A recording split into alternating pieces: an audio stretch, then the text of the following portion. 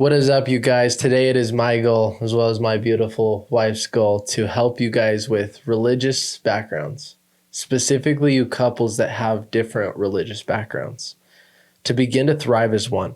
And I really want to just thank you for showing up today, as today is an opportunity to transform your lives with us. My name's Braiden Belnap. This is Maeghan Belnap, and we met each other at 16. We're now 23, both of us, and we've been married for around 4 years. She grew up LDS, is still LDS. I grew up with being spiritual, not religious, and now I'm a Christian. And we've been able to thrive as one. Sure, we've had our downfalls, sure, we've had our ups, and sometimes we've even had our plateaus. But at the end of the day, we've consistently thrived. And a lot of people, strangers, family, haven't been able to see that work out just because of our different religious backgrounds. And ultimately, whether you guys have different religious backgrounds or if you guys are in the same religion, this is for you couples, because either way, we will be able to help you transform your lives so you can thrive. That in mind, welcome to the show. Okay, let's get into it. I agree. I think that we should start kind of sharing our stories of how we came to believe in the things that we do believe in. All right. You want to start us off? You should start. So when I grew up, again, it was more of a spiritual aspect of being a good person. It was always taught to wave, to smile to people, that if your neighbor needs help shoveling his walks, you do. And that if you do good things in the world, then good will come back to you. Around when I went through my transformation, so around 15, when I began to really transform my life. Sorry, let me background. So obviously my parents went through a divorce. After some hardship in my life, I got involved with drugs, alcohol, started stealing, just getting into the wrong group and becoming the wrong person that I did not want to be, which obviously caused a lot of heavy emotion. Fast forward 2 years after that, me wanting to become better, me wanting to achieve more, but I didn't necessarily believe it. An angel visited me and told me that either I will change and make a huge impact in this world, and or I will die before I graduate high school. That didn't necessarily, I would say that was a triggering point in me believing in something greater. I always did believe in another side, a God, something of that nature. But that's the moment that it was undeniable. I couldn't deny that. It's impossible. I mean, I saw an angel. I felt an angel. We were there. We had a moment. We had a conversation. So I couldn't deny that. It wasn't just a belief at that point. It was a knowing. Fast forward a year, I truly transformed my life at that moment. And the moment that I transformed my life is the moment I started looking into crystals and more, again, that spirituality aspect to it. But ultimately, throughout high school and after high school, I started to learn a little bit more about Jesus. And obviously, as you know, 2023, for whatever you're listening this to, it's my goal to go to at least one new church a month and to do at least 1 hour Bible study a month. And I want to say it's an at least. So obviously, if I can go to church every single week, I'm going to. If I can do an hour Bible study every week, I'm going to. So it's just one or greater. And that has been a huge journey into me becoming more solidified in my belief in Jesus. Just because I've been able to see the life that he's touched. And as I've been willing to talk and pray more, it's solidified it that much more as far as that I do believe in Jesus. I do think other people are true. I don't think Jesus is the only one. I just think he's the main one, if that makes sense. What drew you to Jesus over the other religions? Choice, feeling. I've looked at Buddhism. I think Buddhism can't be denied either. I think Buddhism is very real. Do you feel like you resonate with Jesus more? And that's what you chose Yes. Jesus. Of course. It's not just about, again, I love all the other religions, Hinduism, you name it. Mm-hmm. I've probably studied it in some form or fashion to at least understand it a little bit, to be able to have a conversation.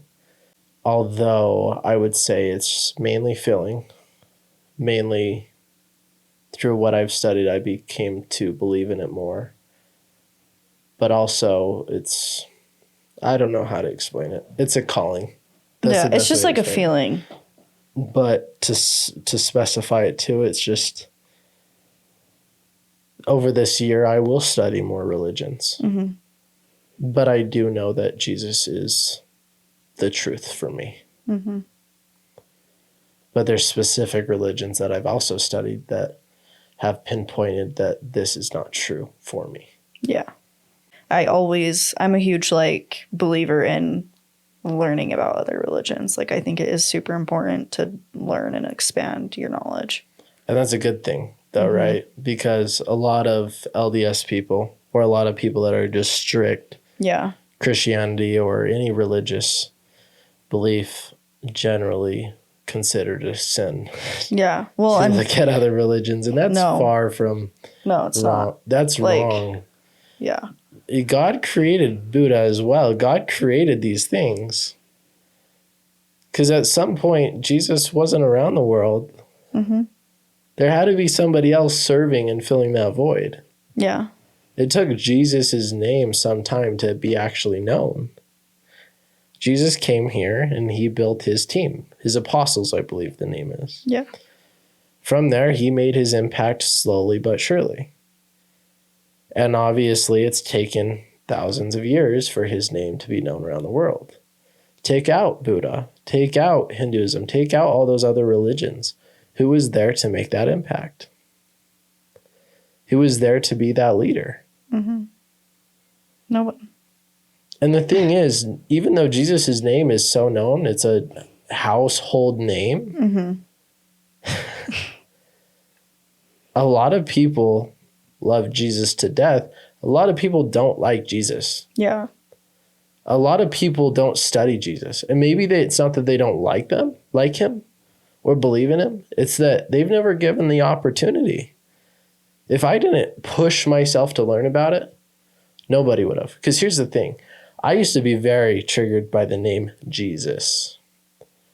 Because there's people in this world Mm-hmm.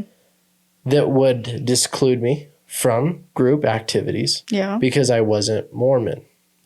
There's people that wouldn't be friends with me. There's people that would encourage me that, oh, you will be enough where you can be my friend or you can be with our family forever if you become Mormon. Yeah. And it was a huge triggering point to me. And I know that a lot of people feel the same way. Oh yeah, 100%. Well, and I think like Utah especially has a very different culture within the LDS religion than anywhere else in the world. Because I do have a lot of people who aren't from Utah that I do their hair, and they're like, it is completely different here.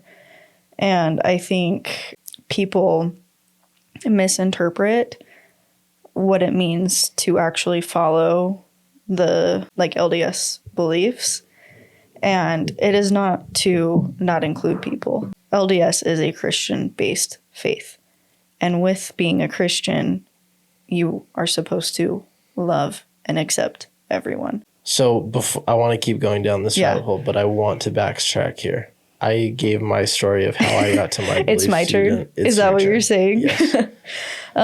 So I have always had a very close relationship with Christ. Like I have always believed in Jesus my entire life. And I was raised in the LDS religion. But I feel like I just have this deep, deep faith within of knowing Jesus, if that makes sense. Like I've never doubted believing in him.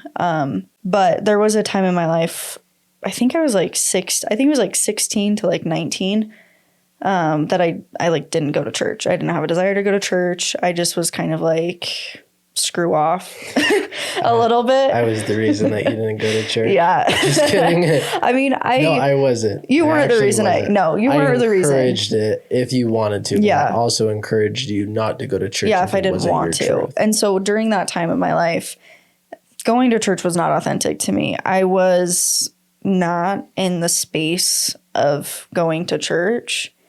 And that specific ward I was in and that neighborhood of people, not everyone, but I had some leaders who were horrible. And they were not, I don't really think they were very good people anyways. Well, one of her leaders encouraged her not to be with me because I was a Mormon. So she was like, you're never going to have a forever family. You're never going to have this and this. And she was mean to me, like, during, like, classes at church, too. Like, I was at church, and I hadn't been in, like, a long time. And I was like, I'm just going to go to church today. And this leader, she kicked me. Like, I got on my phone for, like, 5 seconds to check what time it was, and she, like, literally kicked me. And I was like, okay, like, I'm done. Like, I think after that, I actually, like, stopped going for years. And I was actually like talking to somebody about this week, and it was like a memory, like I didn't even remember. And then she was like, remember that like time when like the woman leader kicked you? And I was like, yeah. And she's like, yeah, I was so excited to see you at church because you hadn't came. And then she did that. And then we like never saw you again. And so, I don't know where I'm going with this, but I think that like was completely sidetracked. You grew up in the LDS church, having a strong faith, to 16 to 19 not going to church. Yeah, so I didn't go to church for a while, and then I had some health problems arise when I was 19. I had a mini stroke, which it's called a TIA, but that was a very, very hard time for me in my life, and I really, really struggled. Like hair has been a huge, huge passion for me. And during that time of my life, after it happened, I was having memory problems. I was having like physical problems. Like I have very steady hands. And during that time, like my hands were shaky. And I had a really hard time with formulas and all that kind of stuff with hair. And so I was struggling like with that. And then there was like other stuff that I was struggling with too, with the whole healing and that kind of stuff from the like damage that it caused to my brain. But during that time, that's really when I started to make a conscious decision to start praying and start believing in God again. And I guess like the whole time I didn't stop believing in Jesus, but it wasn't like I was bitter. I was mad during that time. And it wasn't until like I had that happen that I'm like, okay, like I need support, not just from family. I need support from God.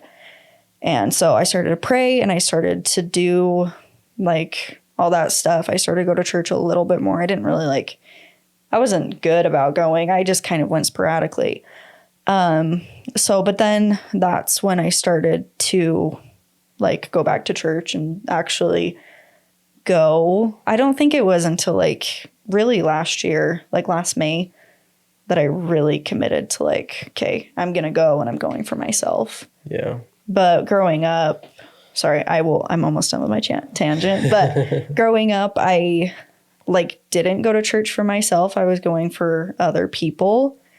And so in this last year of me going to church, I have made the conscious decision that I'm going for me.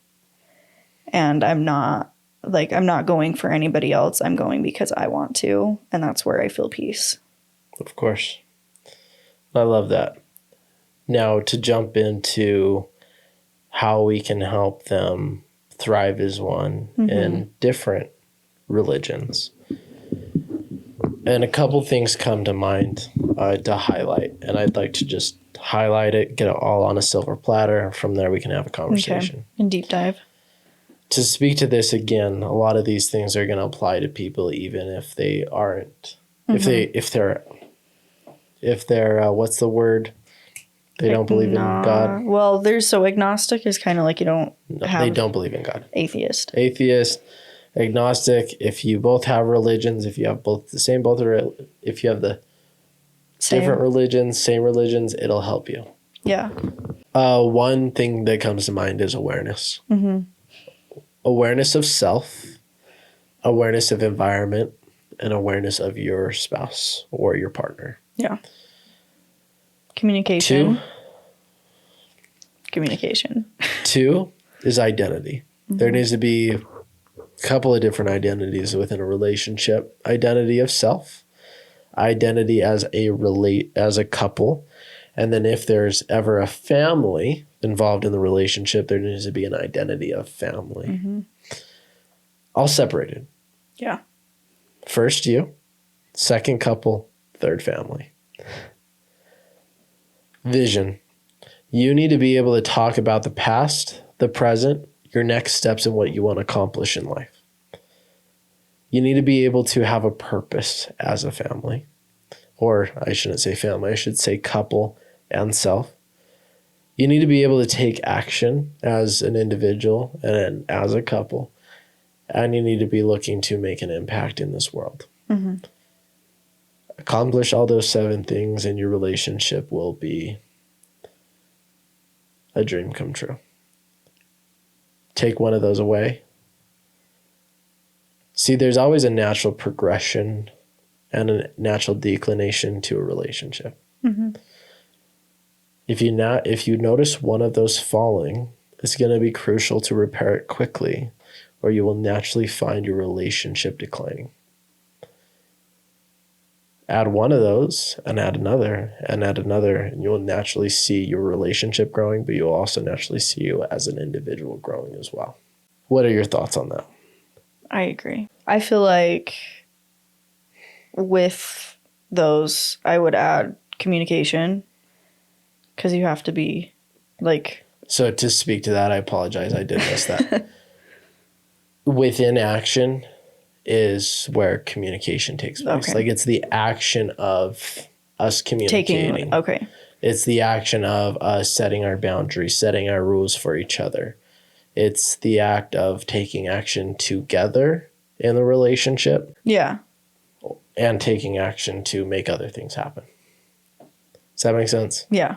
So let's start with step awareness. 1. Awareness. This one's pretty general, honestly. I mean, we could obviously go deep with awareness. We could have a podcast in itself for awareness. But I need to consistently understand my current state, and I need to understand her current state. Because results are face value of behaviors, emotions, thoughts, and past traumas. So if I'm aware of my current state, again, my perspectives, beliefs, memories, meanings, that those are the traumas or past things that have happened. If I'm aware of my thoughts, my emotions, my behaviors, then I know what result I'll get in my current state. But also if I understand yours and I can see your current state, that'll allow me to control my state greater. So maybe you're having a hard time.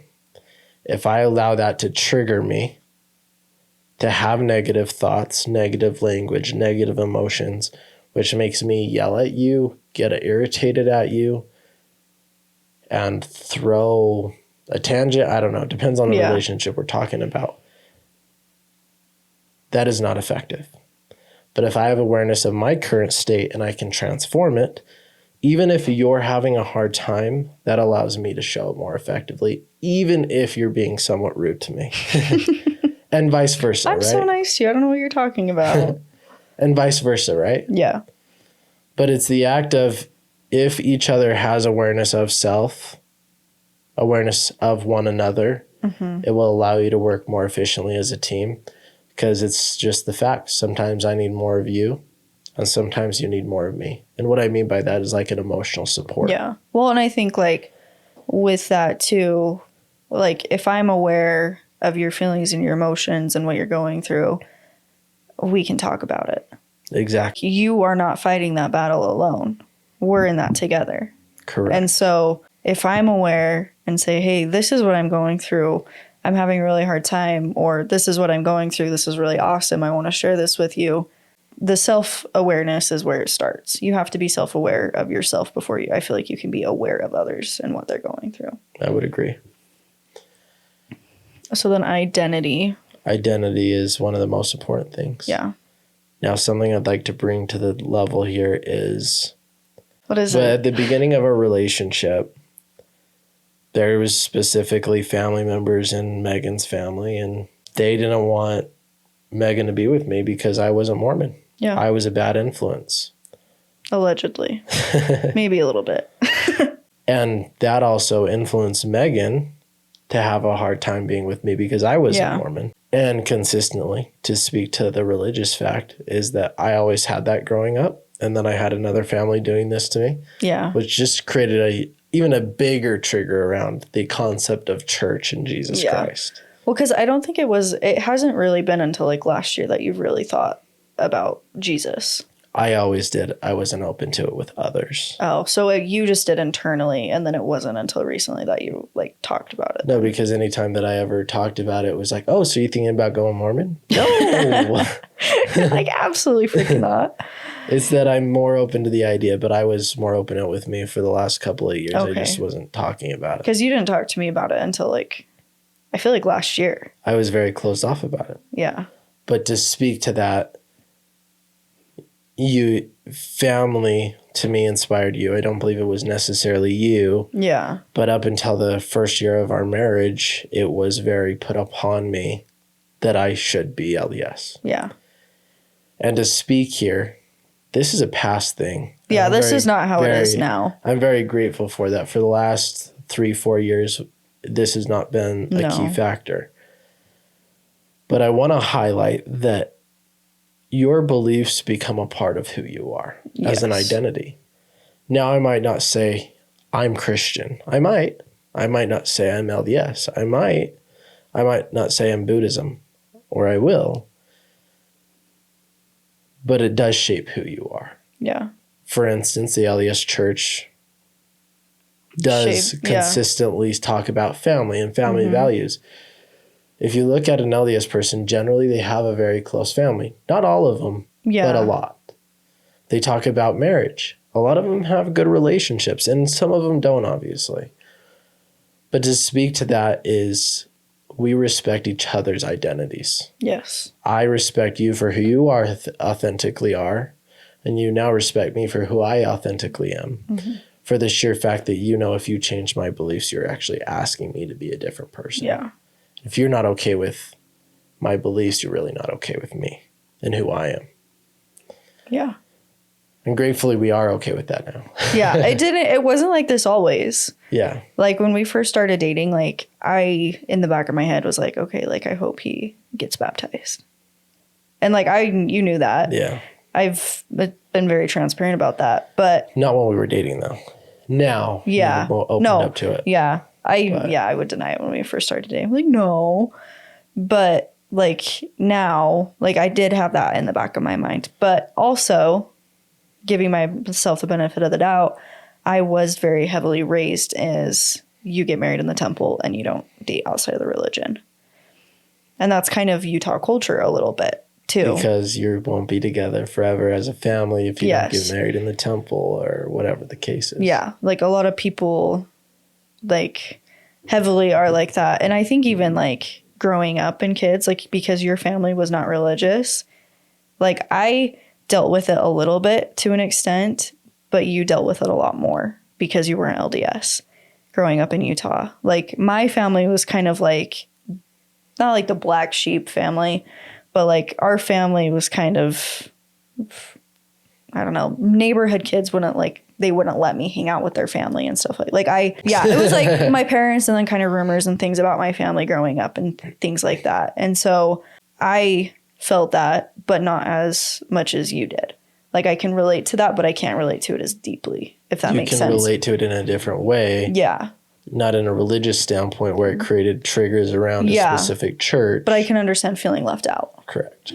With identity, I was like growing up, that just was what you did. Correct. And now that I'm an adult, I have created my own beliefs and my own sense around the LDS religion of things that I agree with. There's things that I disagree with as well within the religion. But out of all the churches I've gone to, that is the one that I feel at home at. That is the one that resonates with me and my soul. And so I feel like a huge thing. You shaped your own identity. Yes. The church isn't your identity. No, it's a part of what I believe in. Taken the church and aspects of it have become your identity. Yes, but I'm not like, like it's not my whole personality. But I do love the LDS religion, and I love what it offers people in terms of like beliefs, the teachings of Jesus, and how thorough it teaches about Jesus. But I had to come to that sense on my own. And I am in a place where I am confident in my religion and I'm confident in my beliefs, that I know that like somebody could say something to me and I'm not like, oh no, I don't want to hear that, because I know what I believe in. I'm confident in that. And that is something that I've studied and makes me happy inside and brings me joy. But on the other hand, that does not bring everybody joy. Being an LDS is not, I don't think it's for everyone. I am not one of those people. Well, it's not for everybody because not everybody believes in the same thing. Yeah, exactly. And I think that's one of the most beautiful things, is that we all have these different beliefs and we all have these different things. But at the core, I feel like a lot of people are more similar than they think they are when they actually talk about it and dig deep. Well, they definitely are more. But it's those triggers. Yeah, like people are triggered. Since that Mormon treated me this way, that's how all Mormons are. Since that non-member treated me this way, that's how all non-members are. And it creates a division. Yeah. That's why a lot of people didn't think that we would work out and that we would struggle so much, because we had different beliefs. Yeah. Well, on the opposite end, like where my family didn't accept you for not being Mormon, your family was my family was open arms. No. She's Mormon. Your mom's side, your dad's side was a little bit less. Your dad has told me that I'm in a cult multiple times. That's fair. So, they were straight up with you. Yeah. On how they felt. No, they're dead honest with me. They're all very honest, but they always have accepted you for who you are. They weren't like, don't go to church. They never tried to change you. Yeah, that is true. They never said, Braiden, don't be with her for being Mormon. Don't be with her. She'll make you LDS. Yeah, I think it was more. It was, hey, this is our beliefs and this is my strongest. Yeah, well, it was basically, I think they also said they didn't want you to change for me. It was another place of concern. Thing. Yeah. But it was always, hey, obviously growing up in Mormon, a lot of girls want to get married in the temple. Yeah. Don't allow that to change you who you are. Which I agree with. I think that is. I agree. I think that's sound advice. Obviously, my dad, he definitely has his strong standpoints on the LDS church, but he's always loved you for who you are. Oh, yeah. I think, but like going to triggers and things, like I think because of how he was raised and the things that people taught him and told him about the LDS religion, he was then triggered to say things to me, even though it wasn't, I don't feel like it was necessary, but correct. Yeah, I hear you. I understand his triggers and where that's coming from. But bringing it back to us. Yes. Standpoint is you are who you are, and a part of your identity was shaped by your church. I am who I am, and a part of that is shaped based upon my religious, my spiritual background, my beliefs today. Because some of the things that I used to believe today, I don't believe now. Yeah. Well, an identity goes deeper than just religion, too. That's what I'm saying. Identity is you as a person and what you want. It's shaping who you are. Your values and your core. Your values and your core values is what your identity is. In a way, if you say, I am LDS, it now becomes a part of your identity. Yeah. Well, a part of your identity is your values. The moment you say something around I am blank, it becomes your identity. Yeah. You can transform that. But the moment you fundamentally believe I am XYZ, the moment it becomes a little harder to transform. Yeah, that's true. That's why it's so powerful to separate anything that isn't necessarily who you are. Mm-hmm. Because let's say I am anxious. Now I have to be an anxious person. Yeah. I have to live up to my identity. That's why it's so hard for, let's say, addictions, people that are ex-members of the LDS church to move away, because for a long time it was their identity. Yeah. Well, and I feel just like people who are ex-Christian, like just in general as well, like with any religion. I am a smoker. Mm-hmm. I am a smoker. I am LDS. I am LDS. I am a Christian. I am a Christian. That's who you have been for however long you were. So to take that away, you have to become somebody else. You have to shape your identity to be different.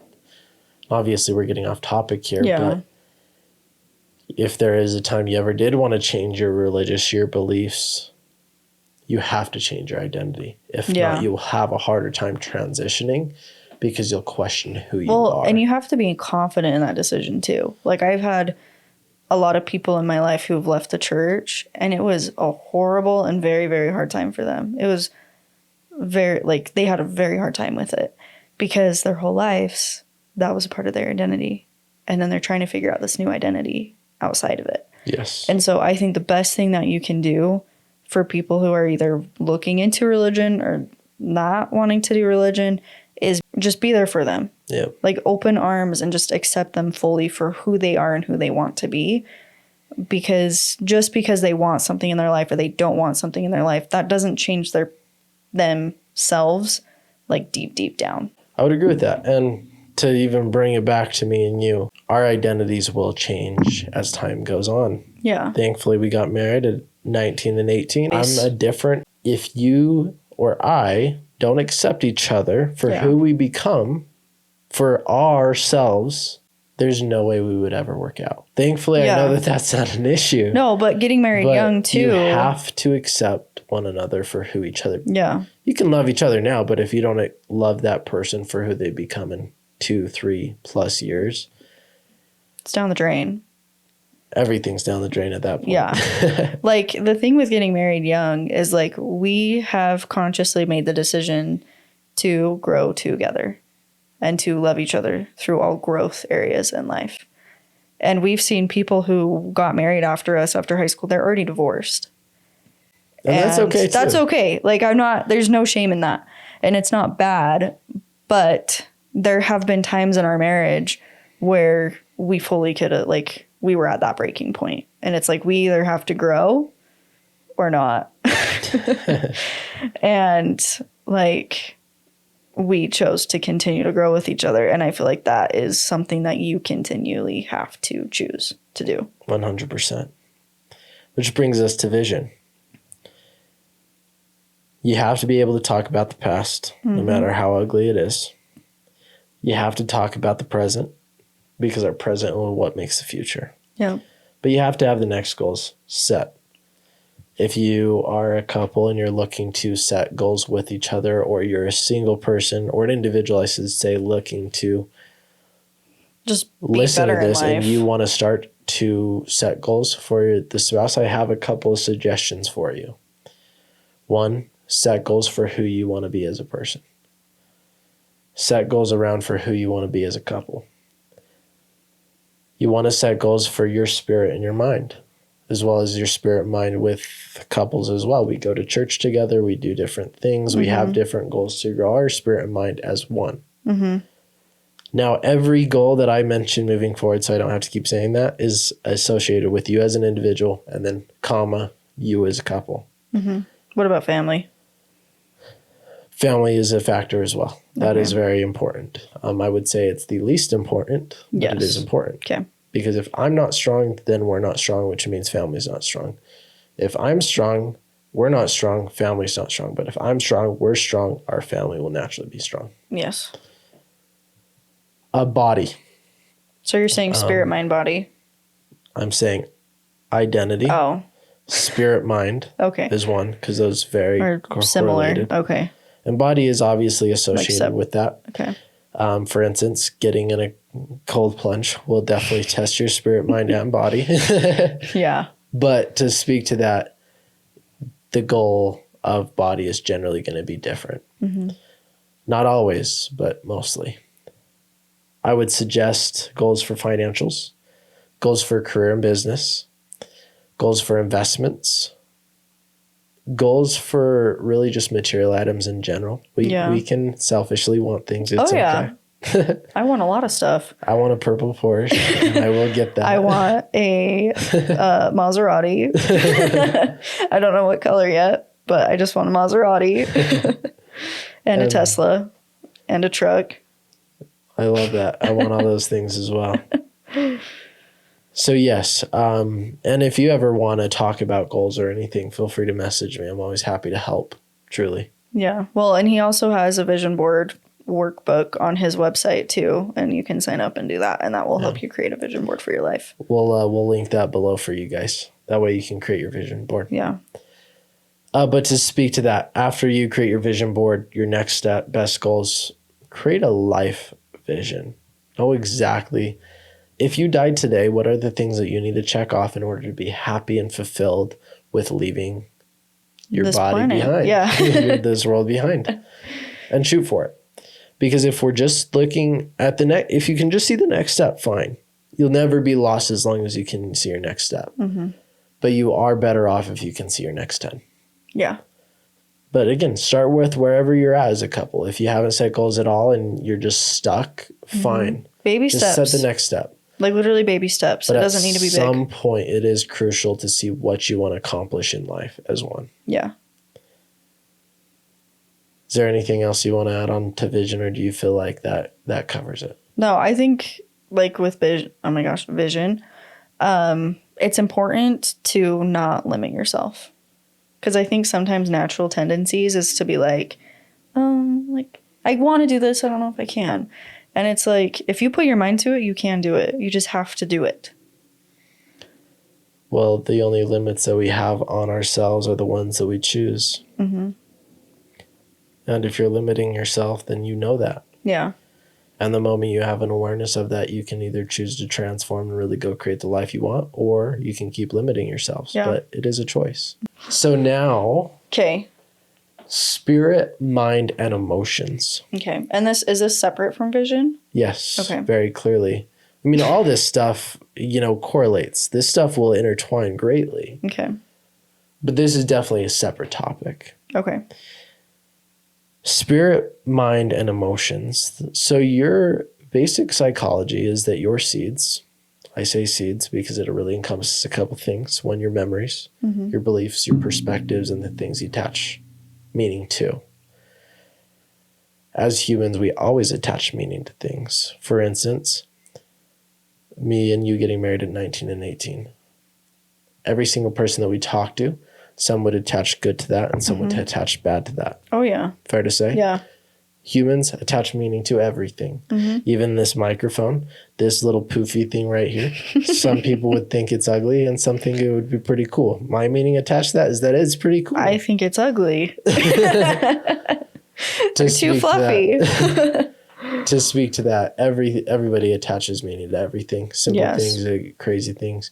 And ultimately, those seeds create our thoughts, which create our language that we speak to the world or people, which create our emotions, which creates our behaviors, which create our results. So if we can take control over our spirit, our mindset, and our emotions, that alone will transform our lives. And if my emotions, my thoughts, my language is sporadic and I'm triggered often, I will naturally treat myself wrong, which means I will naturally treat you wrong. Yeah. Which means I will naturally not accept you for who you are, which means I will naturally not accept your church. Yeah. To take this back to the past of when your family or you did not accept me for my beliefs, that's because you weren't solid in your thoughts. That's because you weren't solid in your emotions. That's because you weren't showing up authentically to you. Oh, yeah, I was not. Which made you have sporadic thoughts and emotions towards me and how I was living my life. But the moment I love myself and you love yourself, your spirit, your mindset, your emotions are intact, same as mine. I can love myself, you can love yourself, which allows us to be one together and thrive as one. Yeah. Well, and I think, like, I've struggled with religion. Like, I've had a hard time with it. Like, it has not been an easy journey for me. And I think that's something people, specifically in the LDS faith, struggle with is asking questions and being okay to ask questions and understand it's okay to question and not understand something and have a problem with it. I think there's some people that I know personally who've struggled and they're like, oh, like, I don't know what to do. Like, and they're like almost scared to question their faith and question their beliefs. They just blindly follow. And I think this is like in terms of like anything. Can I add something? Yeah. I don't know this to be 100% true because I am out of the LDS church, but I have seen some perspectives of scarcity implied beliefs. Yeah. For instance, my God is a loving God. There is no if you do this, then you will get this blessing. My God is if you are here and you choose to be here, then you are enough. Mm-hmm. And as long as you put in your 100% to yourself, your family, your friends, and you show up 100% to be the best version of yourself. Well, and I think be a good, honest person. Then you are enough. Well, that's showing up 100%, right? Because if I'm being dishonest, then I'm not being 100%. Mm-hmm. Again, my God is if you show up to be 100% true to yourself and how you know you should show up in this world, then you are enough and you will get blessings. Yeah. But it's never, if you do this, then you get this blessing outside of that. Yeah. And I honestly, like, I think religion is one of those things. Nobody knows what happens until we die. Like, truthfully. I think we know that there's another side. Yeah. Like, there's more. I think we know that there's more out there. But it's like, I can confidently say, like, yeah, this is what makes me happy and this is what brings me peace. But it's like, I could die and, like, it's completely different. But I'm also okay with that because going to church and doing the things that I'm doing make me happy and bring me peace. So I just don't stress about it. It's not something I worry about. The way I see this is, though, if you show up 100% for who you know yourself to be, and to do all the things that you feel you should be doing in this world, then you know by the time you pass away, whether your church is right or wrong, you know you showed up 100% for what you felt was right. Yeah, I know. Which means that if there was a different church that was right, I don't you care. would still be okay because that God would accept you. Yeah, because I ultimately was a good person. Yes. And I think what it comes down to in life is being a good person. I think that is the thing that everybody needs to do. I don't think people need to believe in something, but I do think people need to be good, honest people and live authentically to themselves and be honest people and be open to sharing things about themselves and authentic and not scared to be who they want to be and work through their triggers and their emotions and things and not have an ego. I think ego is like destroys people because when you have an ego about something, you can't be honest and open and authentic about sharing something. Too scared to share something with somebody in fear of them judging you. Then that's on them. That's not on you. Yes. Kind of thing. So I live my life I am going to be open with people and I'm not scared to be who I am. And if they like me, they like me. If they don't, they don't. And I don't really care. And that comes from your strength in your mindset, your spirit, and your emotions, though. Yeah. Because if you had heavy emotions, if you had heavy thoughts, that would doubt your spirit. Yeah. That would doubt your beliefs. And then when somebody made a rude comment to you, that's where you begin to question struggle. things. Yeah. And that's the power. If you're strong there in those 3 areas, I'm strong there, we can be strong in that area together. Yeah. And I think so for people struggling with their mindset and their mind, what would you say is a good first step on working through things? The ability to transform. So this comes back to a lot of the things that we just talked about. You have to become aware. The moment you become aware of, let's say, a past memory, a perspective that's wrong, a belief that's wrong, or meanings that's not serving you, or a thought, an emotion, a behavior result that's not serving you, you then have the opportunity to either transform it or to keep doing it and remain in the pain. Mm-hmm. Once you become aware of it, if you are on the side that you want to transform it and you are ready, know this. One, more transformation doesn't come from more judgment. Mm-hmm. That also goes with spouses. If your spouse makes a mistake and you're aware of it, more transformation in the relationship won't come from you bagging on that other person, taking them down and judging them for it. No, love. It's a matter of then accepting yourself or respecting or accepting your spouse for where they are at. Yeah. From there, you want to understand the pain. What if you hold on to this for the next year, month, week, day? What if you hold on to it the next 5, the rest of your life? What does life really look like? How does that affect you? How does that affect your spouse, your family? Mm-hmm. And genuinely ask yourself that. If you're not willing to look into the pain, you will not transform it. Period. End of story. Well, for me, like I've had to very, very many times, like we have had to go through things that have held me back in life. And it's like, what is the pain of staying in this? What is the pleasure of staying in this? What is the pain of not staying in this? And what's the pleasure of not staying in it? And usually, just kidding, 100% of the time, the pleasure of changing and the pleasure of not holding on to that anymore is greater than holding on to that.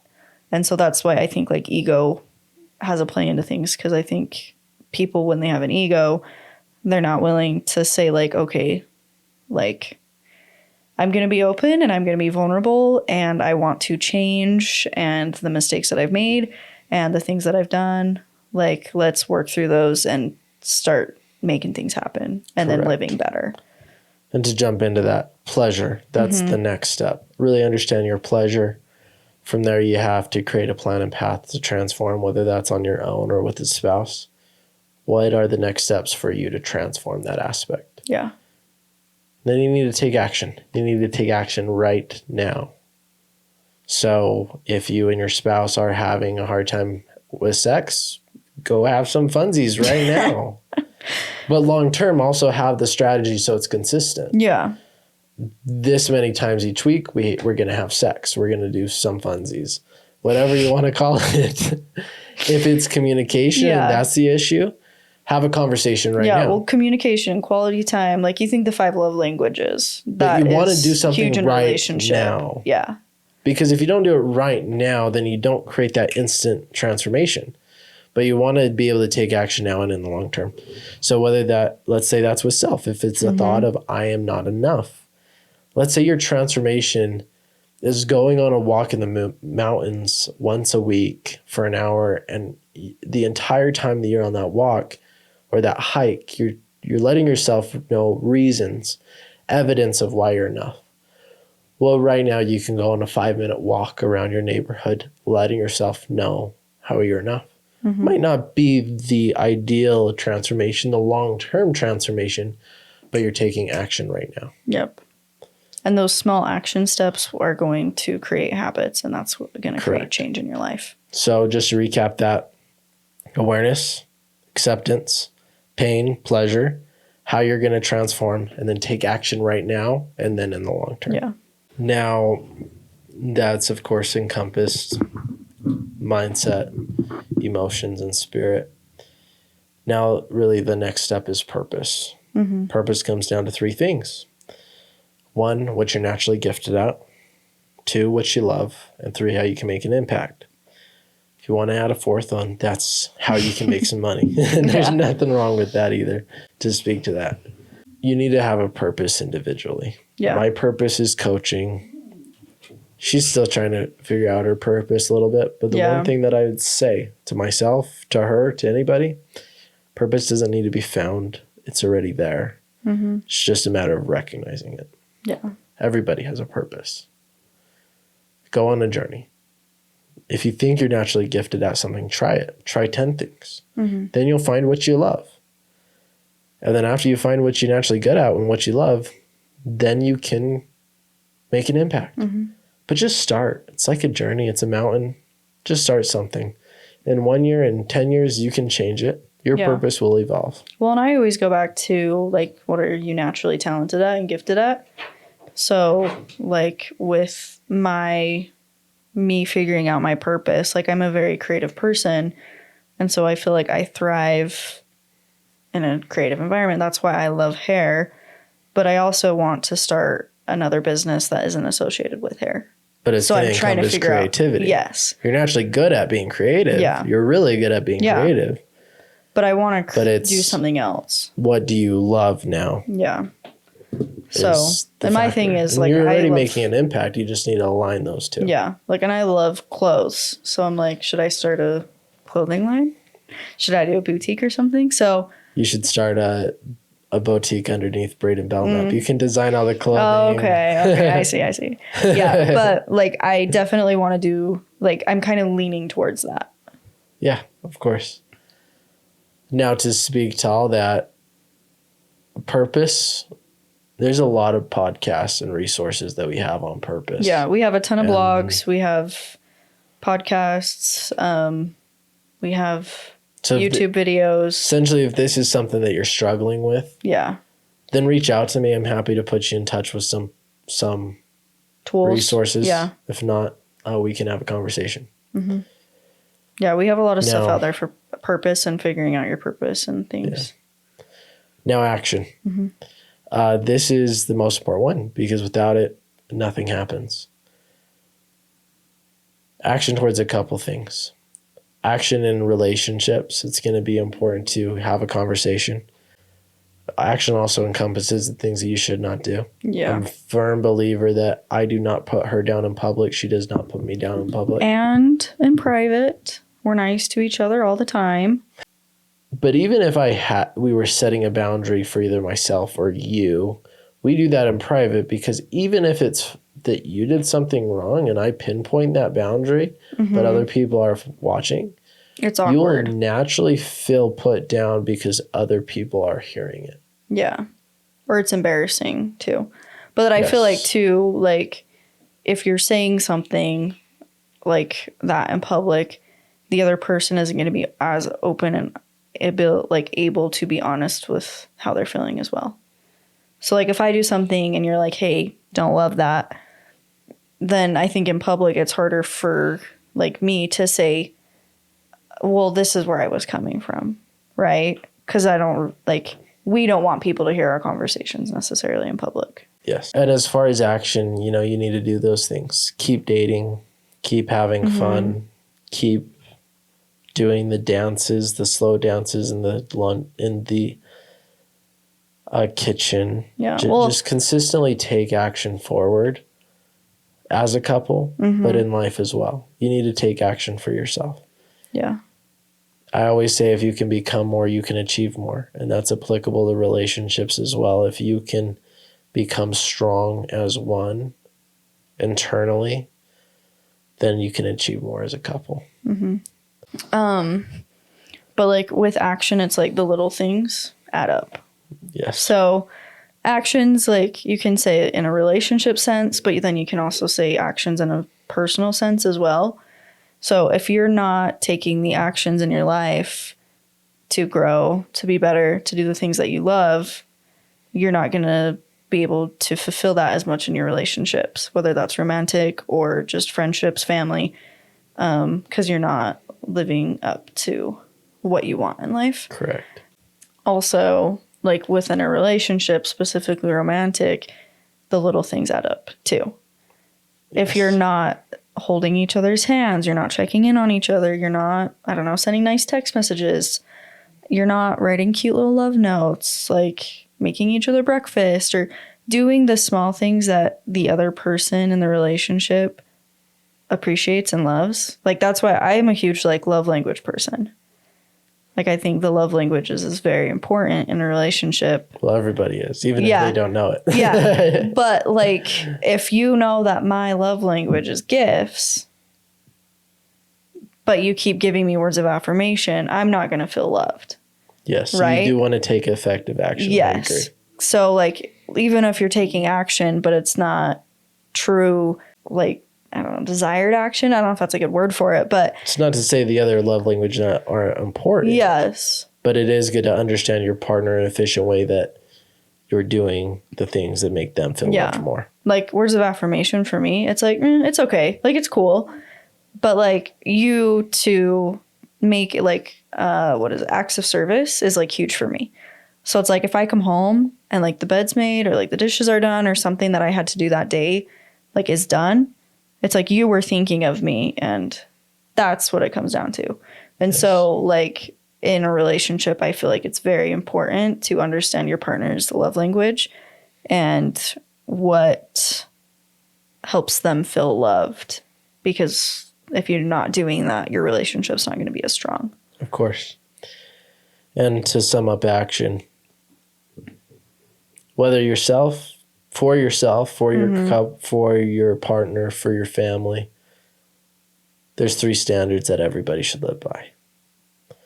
Show up 100% for what you know is right for yourself and others. Don't let things slip through the cracks. If you agree to something, you do it. And grow. If you commit to something, maybe do 2, because then you're growing. Yeah. And if you're just doing the bare minimum and not letting things slip through the cracks, then you are not growing. So always do things to grow. If you do that, then really action will be done effectively. Mm-hmm. And the last but not least is impact. Always shoot to make an impact on yourself first, then your spouse, then your family. And then others. Then the world will come about. But no, it's a journey. Relationships a journey. Life's a journey. Your life's a journey. Mm-hmm. So put yourself first. Yeah. And that'll allow you to show up on other people's journeys more efficiently, just like your spouse's. Yeah. Well, and to tie that back into like religion too, when you're living the beliefs that you believe in truly, authentically to yourself, you can have a bigger impact on people. Yep. Amen to that. So tie it all together. Mm-hmm. If you want to thrive as a relationship with different religious beliefs, have awareness of self and your spouse. Have an identity for yourself and your spouse's identity, and love each other for where they're at right now and who they become in the future. Have a vision. I'm going to keep saying self and couple for the rest of this, so just know that that's what I mean. Have a vision for past, present, next steps, and your life vision. Mm-hmm. Be strong with your mindset, your spirit, your emotions. Really hold a purpose for yourself and your relationship. Take action and shoot to make an impact. Yeah. But through all that, it just comes down to respect. Yeah. You have to be respectful. Common beliefs. Yeah. Like you said, we're more alike than not. Mm-hmm. The LDS Church is just a face for what you believe in. But really, if we just look at our beliefs, we really just believe in the same things. Yeah, it's true. Like ultimately, when it comes down to it, we truly believe in 90% of the same stuff. Yeah. And so loving, accepting, and respecting each other's boundaries and beliefs is like huge. And also, like before we got married, we knew that this was going to be something in our marriage, kids. And so like with kids, we talked about what we're going to do when we have kids, and we're still not going to have kids for a while. We got time. No, but what I'm saying, like specifically like with religion, is that we had conversations before we got married of what we want to do in a religious sense with our kids. Yeah, and to speak to that, I'm my own person, you're your own person, and the kids are their own person, and we all agree on that. Like they don't, whatever they want to believe in, that's what they want to believe in. Yeah. But that's an important conversation for people to have, because I feel like before it happens and before it takes place. And if you don't agree on it, then find an agreements now before the kids come into play. Because that's where an emotional triangle comes into play, right? Yeah. The moment a kid is born is the moment a triangle is formed. Mm-hmm. This is actually a tool in psychology. Partners in a marriage will not agree on something, but they won't actually handle it and deal with it because they have the kid. Mm-hmm. But the moment the kid is taken out of place, there's not an emotional triangle of being just there for the kid, which now makes the couples need to handle their own crap. Mm-hmm. And that's where a lot of divorces happen after kids. Yeah. So figure it out now before you have kids. And if you already have kids, then stop using the emotional triangle and the excuse as your kids. Just have the conversation. Just have the conversation. Just talk about it. And it might take 5 conversations. That's okay. But just start that journey now. Yeah. Like, I'm glad that we did that before we got married and we had those hard conversations, because I cannot imagine, like, getting married and then having the conversation be like, oh, we disagree on that? Like, we don't agree? Oh, crap. How are we going to deal with that? And then you have a kid. You have a child that you have to take care of now. So, like, and divorce is okay. People, like, divorce is not the worst thing on the planet. But I feel like some cases of divorces can be, like, avoided. Of them can be avoided. Just through communication and growing together. Yes. So. To speak to that, this has been fun. Yeah. Thank you for having me on the pod. I love being a recurring guest. You're the only one that's ever been recurring. I know. I think you should have me on more often. Anyways, I love being your husband. Yeah. And I'm very grateful for you. I love being your wife. I almost said husband. I love being your wife. To speak to that, how can they find you? So I have my hair social media. It's called Maebell Beauty. It's Meebel and then beauty. That's where I post all of my hair stuff, my cool pics. It's really where you post everything. Yeah, I really kind of post everything on there. Like, I have a personal account that's private, and I don't really let anybody follow me on that one. So my hair page is kind of where I have fun on. So my hair page, and then I think that's really it. Yeah. By supporting me, you support Braiden and, like, our vice versa stuff that we're creating together. So go like the podcast. I don't know if you can like it. Go leave a review. Give 5. I think it's 5 stars. I think it's rate the podcast. And now, last question. Okay. What is your definition of a prosperous life? Can I just replay my last answers from the other podcasts? No. I'm just kidding. So my definition of living a prosperous life is being authentic and true to who you are and what you want to accomplish in life, and achieving your goals and not being scared of who you are. I think that we all have such amazing purposes in life and destinies. And I think people don't achieve those because they're scared of what it means to do that. They're comfortable. And I think people struggle with living an authentic life, and with being authentic comes prosperity and helping others and impacting others and, like, just helping. Yeah. I don't know. And as I always say, if you can become more, you can achieve more. That's really what you're saying. Is if you can love your authentic self and you can become who you truly are, then you'll be able to build that prosperous life. Exactly. So that is what my opinion of living a prosperous life is. It's not an opinion, you know it. That is straight facts. So own it. You know it, so own it. Yes. No, that is what my definition of living a prosperous life is. Love it. With that in mind, everybody, relationships, as we mentioned, is a forever evolving thing, whether religious, non-religious. And yourself is a forever evolving thing as well. It's a journey to life, to living and creating a prosperous life.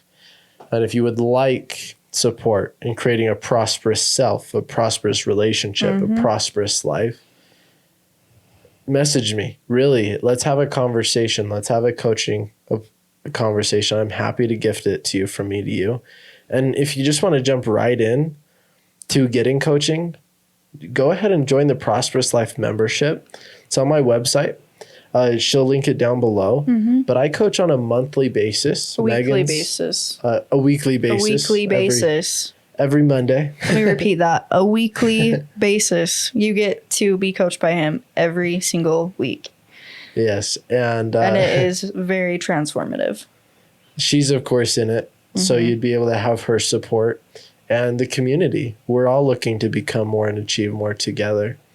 So if you'd like to build that prosperous life alongside a community, we'd love to have you. And I love the group because you are with other people who are lifting you up, and it's creating this community to help each other, and you have that support, and they also help you stay accountable to growth and bettering your life.